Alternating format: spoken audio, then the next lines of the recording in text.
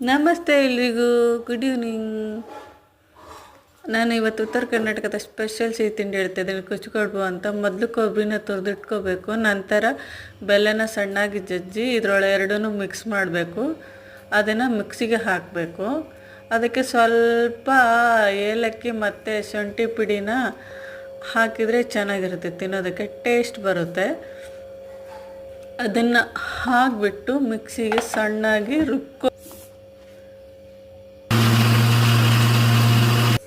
ರುಬ್ಬಬೇಕು.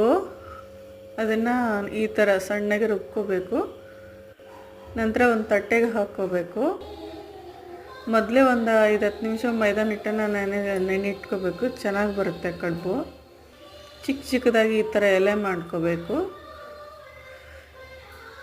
ನಂತರ ರುಬ್ಬಿಟ್ಕೊಂಡಿರೋ ಕೊಬ್ಬರಿ ಬೆಲ್ಲನ ಈ ಥರ ಚಿಕ್ಕದಾಗಿ ಎಲೆನ ಹಾಕ್ಬಿಟ್ಟು ಈ ಥರ ಈಸಿಯಾಗಿ ತುಂಬೋದು. ಯಾರಿಗೆ ಕಡುಬು ತುಂಬಕ್ಕೆ ಬರಲ್ವೋ ಈ ಥರ ಈಸಿಯಾಗಿ ತುಂಬೋದು. ಬರದೇ ಇರೋರು ಸತೆ ಕಡುಬು ಕಲಬೋದು. ಸುತ್ತ ನೀರು ಹಚ್ಚಿ ಈ ಥರ ಒತ್ತಬೇಕು. ಒತ್ತಿದರೆ ಕಡುಬು ರೆಡಿಯಾಗೋಗುತ್ತೆ. ಗಟ್ಟಿಯಾಗಿ ಒತ್ಕೋಬೇಕು. ಇದನ್ನು ಎಲ್ಲರೂ ಎಣ್ಣೆಲಿ ಕರಿತಾರೆ, ಆದರೆ ನಾನು ನೀರಲ್ಲಿ ಕರಿತೀನಿ. ಇದೇ ಒಂದು ಈ ಕಡುಬಿನ ಸ್ಪೆಷಲ್ಲು.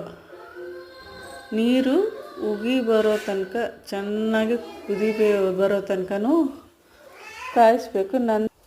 ನಂತರ ಮಾಡಿಟ್ಕೊಂಡಿರೋ ಕಡುಬುಗಳನ್ನು ಈ ಥರ ಹಾಕ್ಬಿಟ್ಟು ನೀರಲ್ಲಿ ಕರಿಬೇಕು. ಇದು ನೀರು.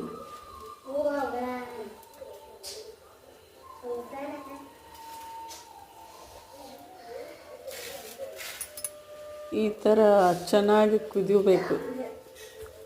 ಕುದಿಯೋ ತನಕನೂ ಕಡುಬನ್ನ ಮೆಲ್ಲಗೆ ಎತ್ತಾಕಬೇಕು.